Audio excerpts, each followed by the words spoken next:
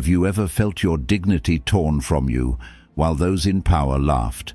What if the land you love, the very soil beneath your feet, became a prison built by foreign hands?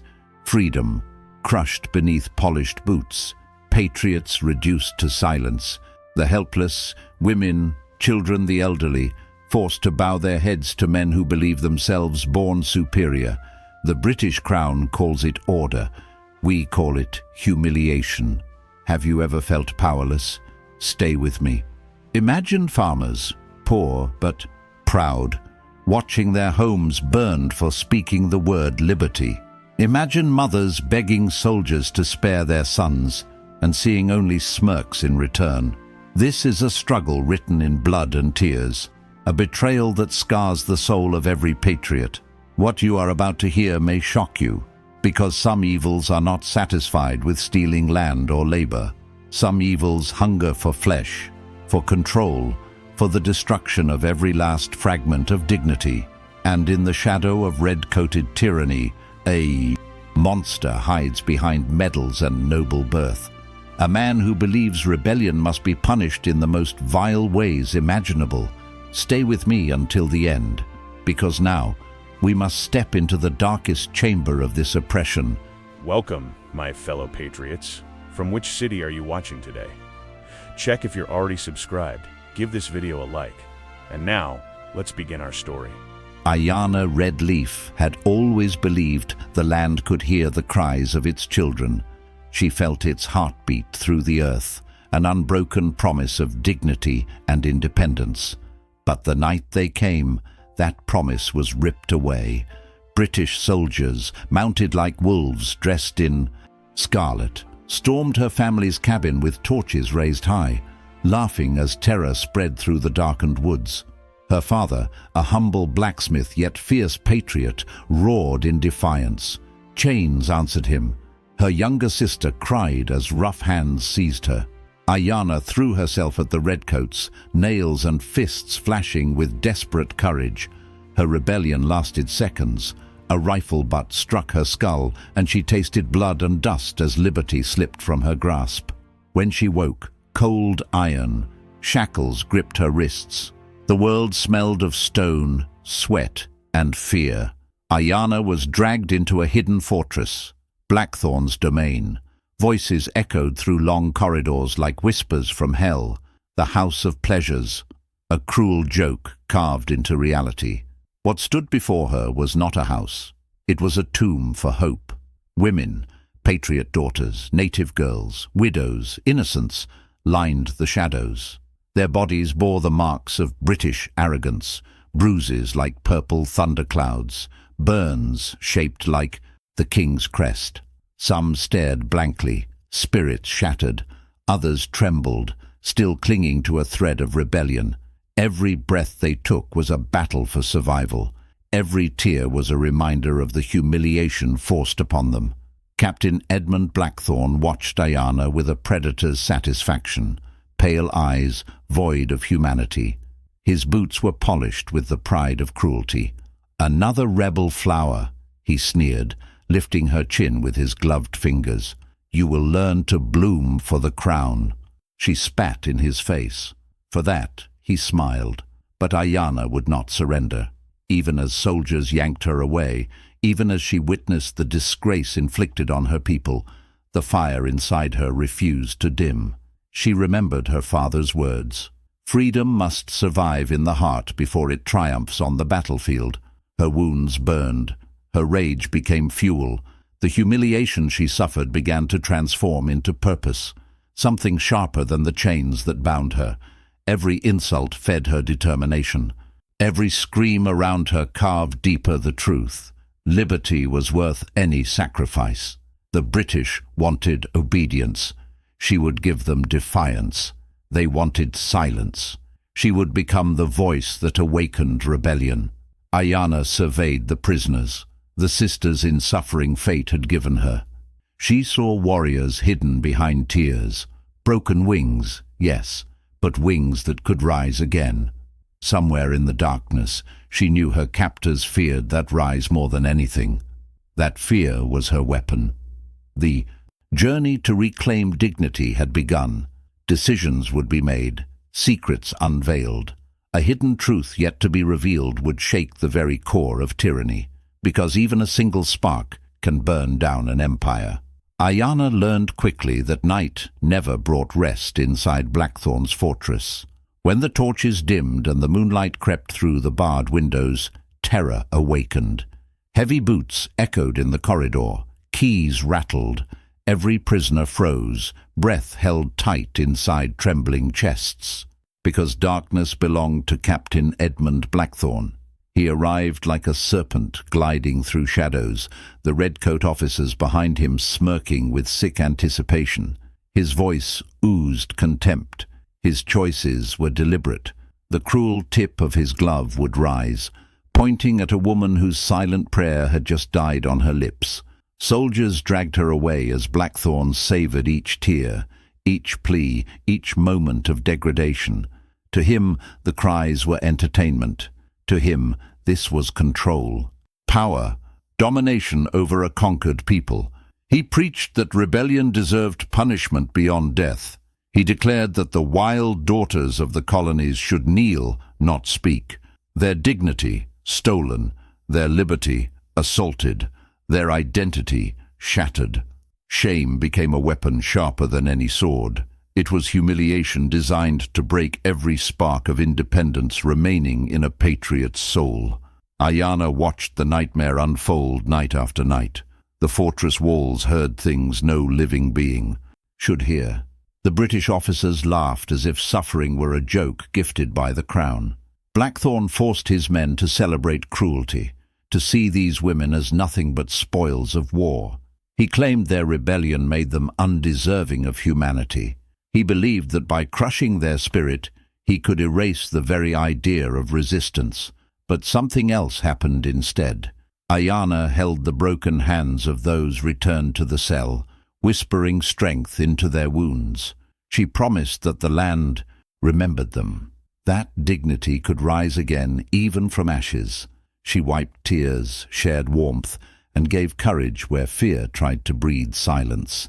Each moment of disgrace planted a seed of defiance inside her chest. She began to observe, to listen. Guards spoke carelessly. Drunken soldiers boasted about weaknesses in the fortress gates, about secret tunnels beneath the commander's quarters. Blackthorn, drunk on his own impunity, didn't notice the transformation he was forging. Every night of brutality sharpened Aiyana's resolve. Every act of betrayal deepened her hatred. Every insult became fuel. She saw more than despair. She saw warriors forced to their knees, waiting for the moment they would rise.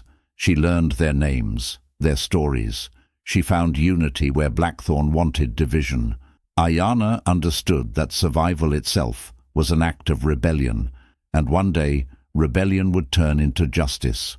Her heart beat with the memory of her father, of flames devouring their home, of her sister's screams swallowed by gunfire. This journey was no longer only about her. It was about every patriot robbed of their voice, every woman whose dignity was stained by tyranny, every innocent punished for daring to dream of independence. Blackthorn believed he was forging slaves. He was creating revolutionaries. As another night of terror unfolded, Aiyana lifted her gaze toward the crack of moonlight above. She felt the wind outside calling to her.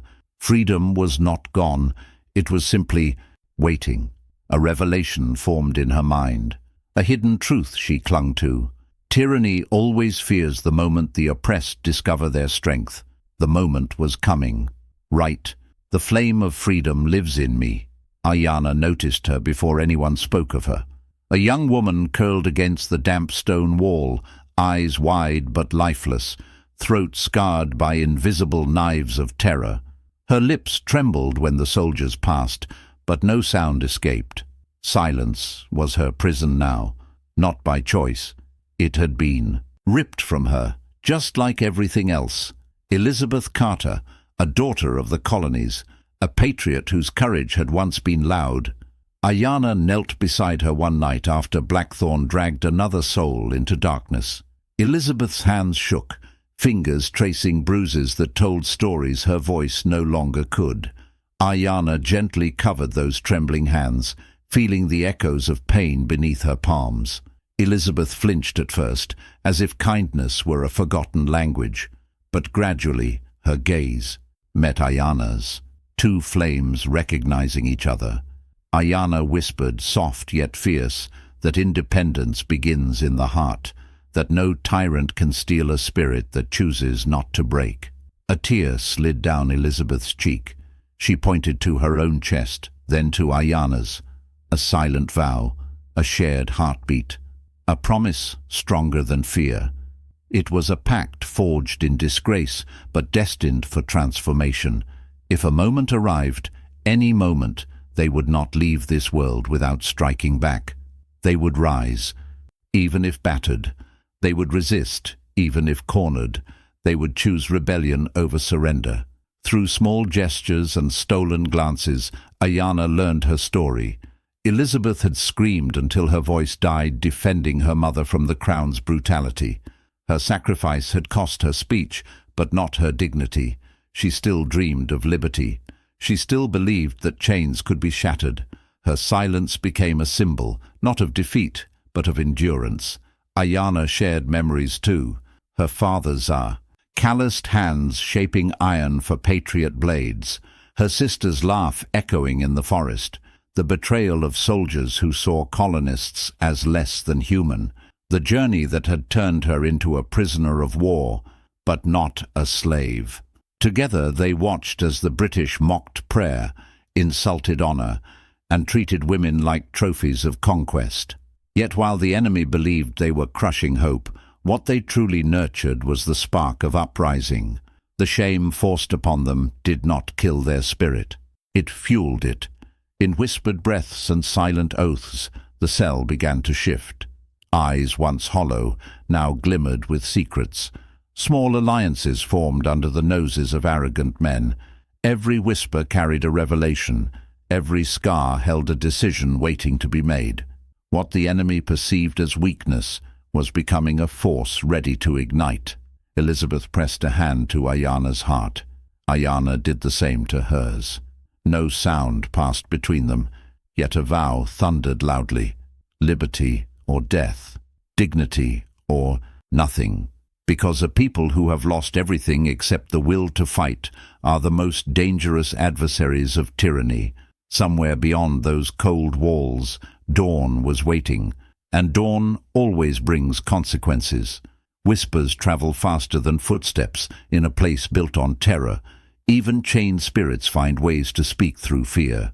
Aiyana heard fragments of conversations, guards mocking the desperation of a girl who had tried to flee, a runaway slave from the Carolinas, brought here as a warning. She had believed in escape, believed in the right to breathe air not poisoned by tyranny. For that hope, she was hunted down and dragged back through the gates. They beat her until bones snapped beneath their boots. They laughed as if her suffering were a celebration. When her body could no longer move, they tossed her like discarded cloth into the cell opposite Aiyana's. Her breathing was shallow.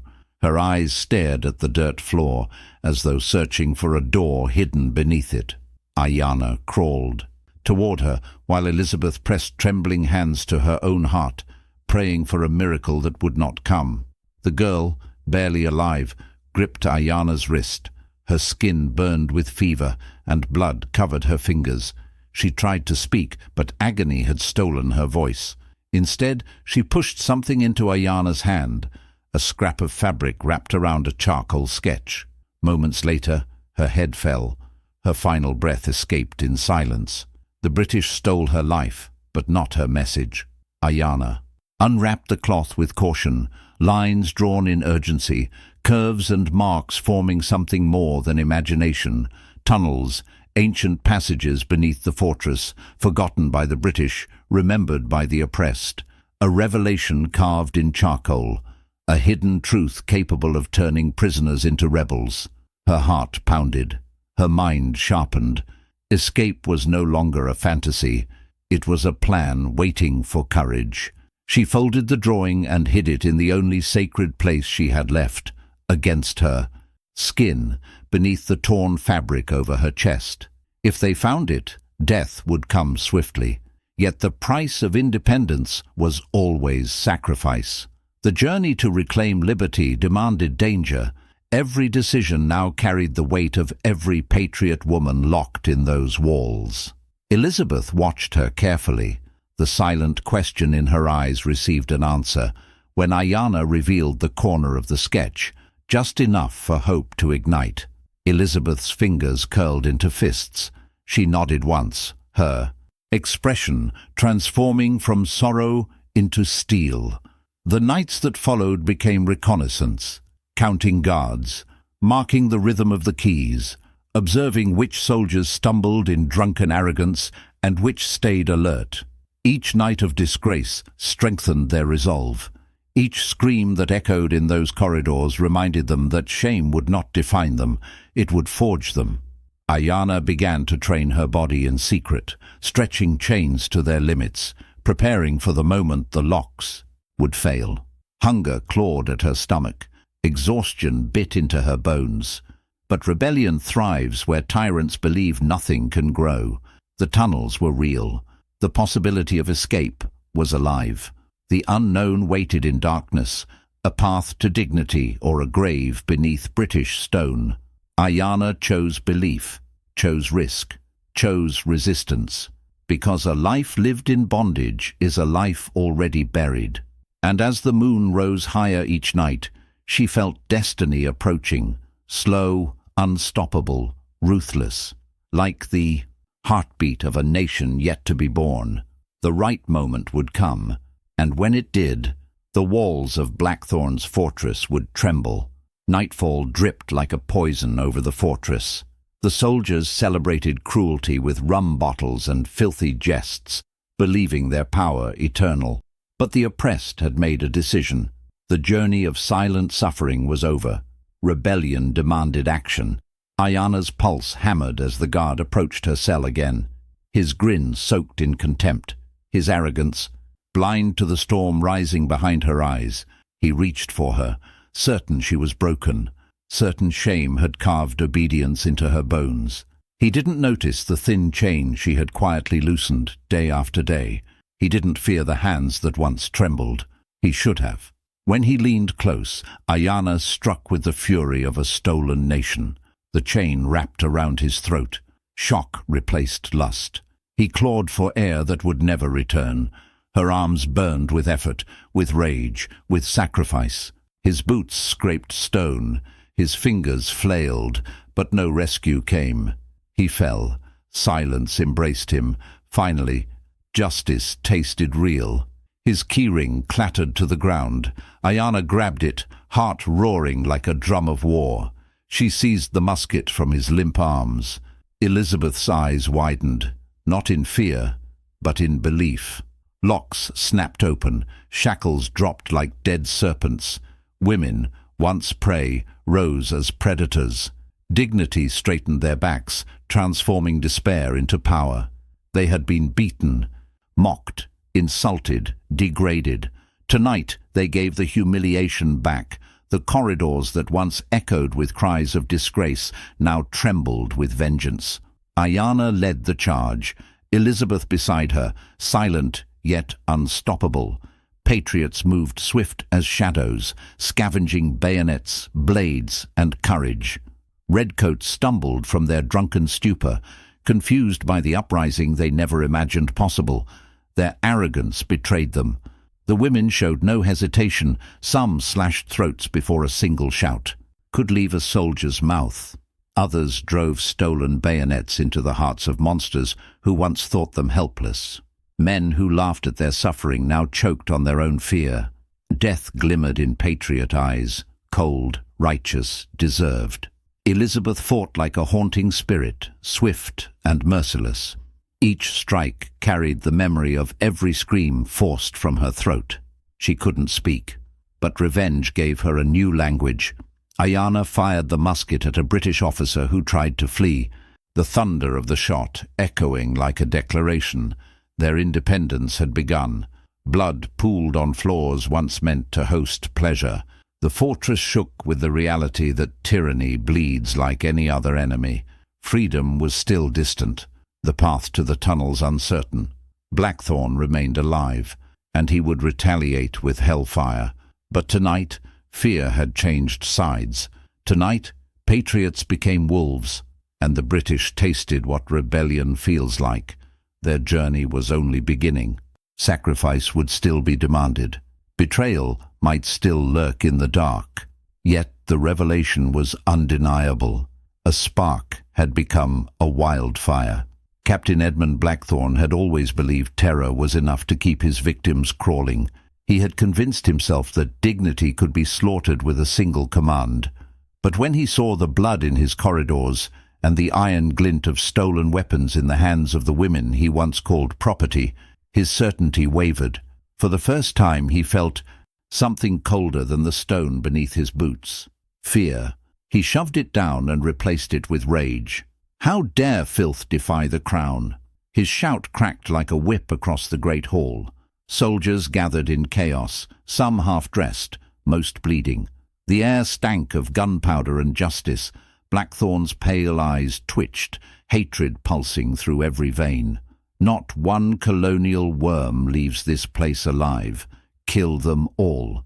The order fell like a death sentence. Arrogant redcoats gripped their muskets, tighter, standing shoulder to shoulder behind their captain. They thought uniforms made them invincible. They thought a title erased the disgrace, now stretching across the fortress. Aiyana and Elizabeth watched from the shadows, sisters of rebellion, stained with sacrifice but alive. Every woman behind them breathed as a soldier of vengeance. No turning back. The path to liberty was narrow, bloodied and merciless. Blackthorn scanned their faces with sick delight. He believed execution would restore his power. He believed fear would cripple them again. He believed too much in the strength of chains, never realizing rebellion grows strongest beneath oppression. Aiyana stepped forward, pulse steady. The musket in her hands felt heavier than fate itself. She remembered her father's forge, steel shaped by fire. She remembered her sister's scream. She remembered silence forced upon Elizabeth. None of it had been forgotten. Every memory demanded reckoning. Blackthorn smirked. Little. Savage. You think independence is for your kind? Aiyana's voice cut through the silence like an axe. Liberty belongs to every soul the king tries to crush. The hall erupted. Gunfire thundered. Steel clashed. Women who once trembled under abuse now fought like an army blessed by justice. Redcoats underestimated the fury born of degradation. Some fell before their muskets even fired. Others tried to flee the wrath they once fed.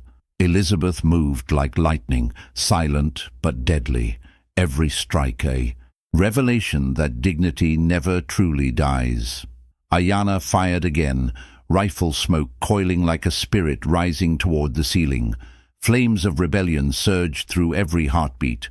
Still, the enemy was many, and Blackthorn was a devil in human skin.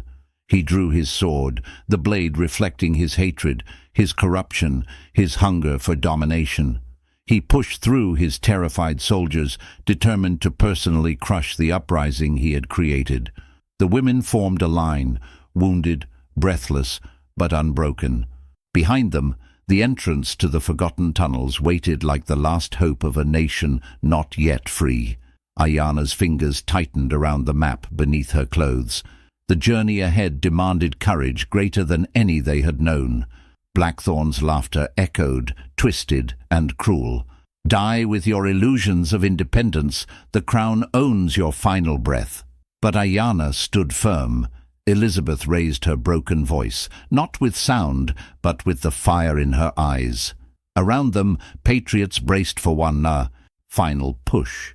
Because this battle was no longer about escape. It was about destiny. The clash became a storm of vengeance. Steel scraped stone. Muskets roared. The fortress, once a shrine to shame, now trembled beneath the fury of women reborn as warriors. Their breaths were ragged, their bodies bruised, their hearts scarred by nights of degradation.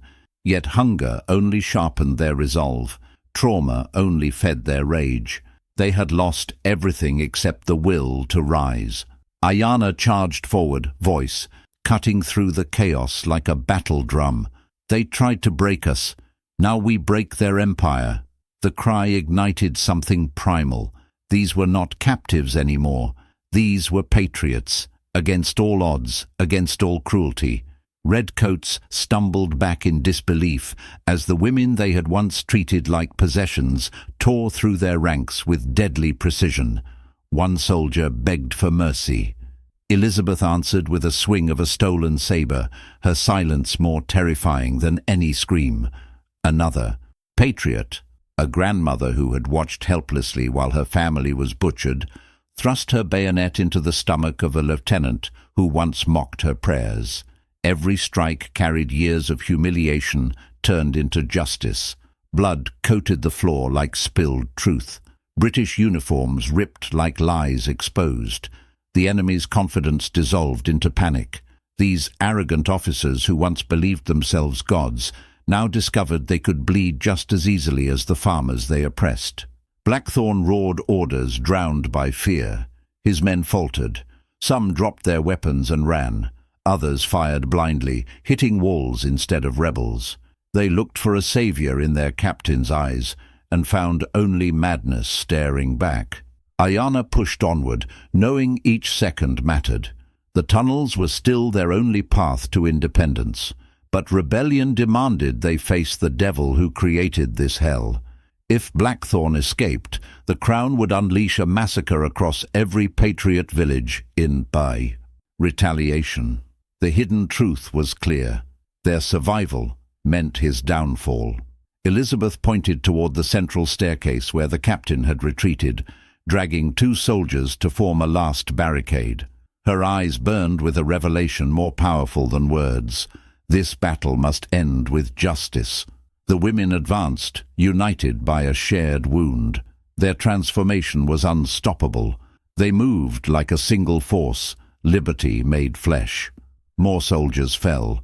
More chains shattered beneath their rage. Aiyana's heart pounded with fierce clarity. Sacrifice was inevitable. Independence required decisions drenched in courage. Tonight, angels of torment became angels of wrath. What was once disgrace now became divine retribution. Still, the journey ahead remained filled with peril. They were surrounded by walls dripping with memories too cruel to forget. The British had reinforcements stationed close. The fortress would soon be overflowing with redcoats thirsting for revenge. Their time was running thin. But they had already proven something no empire could erase. Dignity always returns to those who fight for it.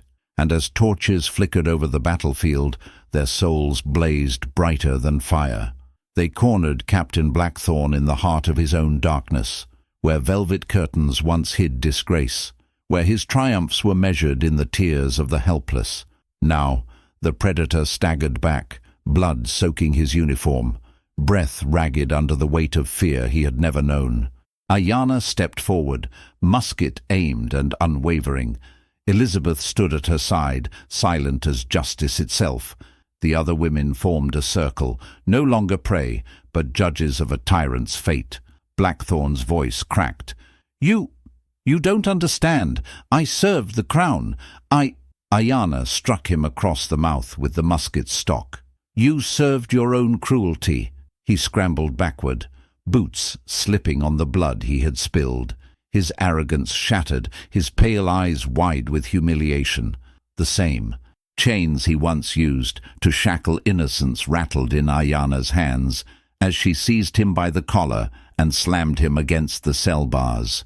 Panic thundered in his chest. Please, mercy. The word tasted sour coming from him. Elizabeth lifted her hand, pointing at the restraints, chains forged to destroy hope. Aiyana tightened the shackles around Blackthorn's wrists.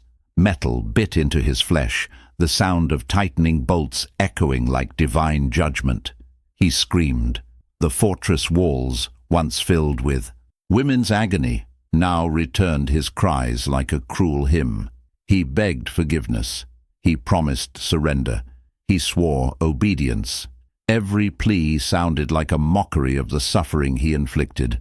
One of the patriots, her dress torn, her dignity reborn, stepped close enough for him to see the fire in her eyes. "Now you know what it feels like to have no choice." Silence followed.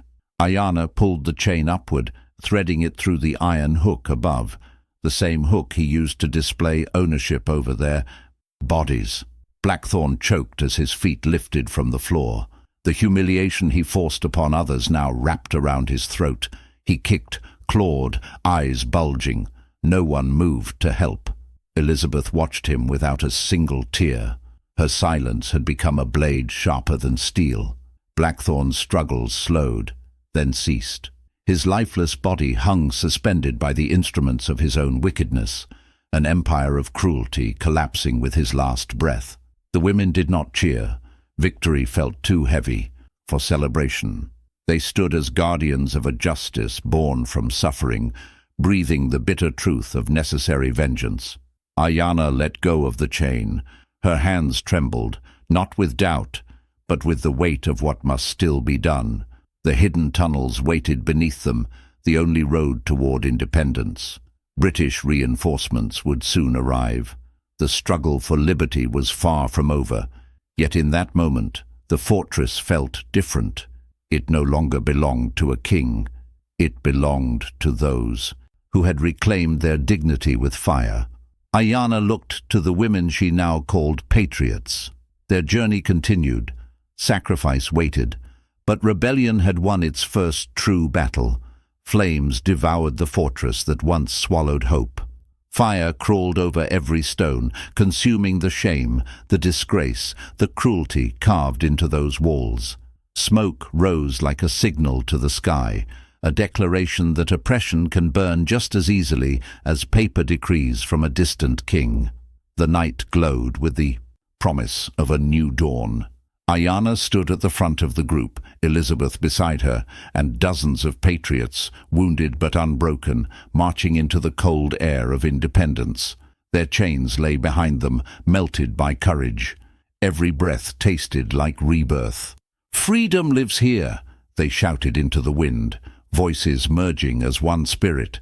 Not whispers anymore, not cries of pain, declarations of existence.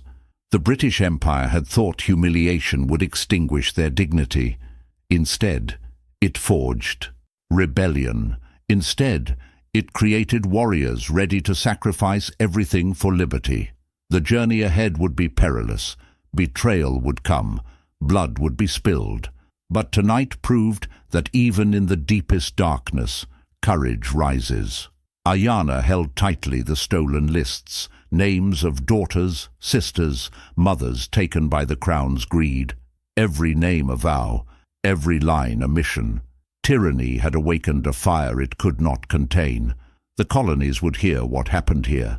A spark would spread, and the oppressors who believed themselves superior would learn the price of underestimating the oppressed. This war was far from over. It had only begun. And you who watched this battle unfold, you carry the torch with them now. If this story stirred something inside your heart, then follow this cause with us. Like this video, subscribe for more tales of courage, and help keep this flame alive. Comment below. The flame of freedom burns in me. Another chapter of sacrifice and defiance awaits. Here is another story of courage and transformation. Click and continue with me.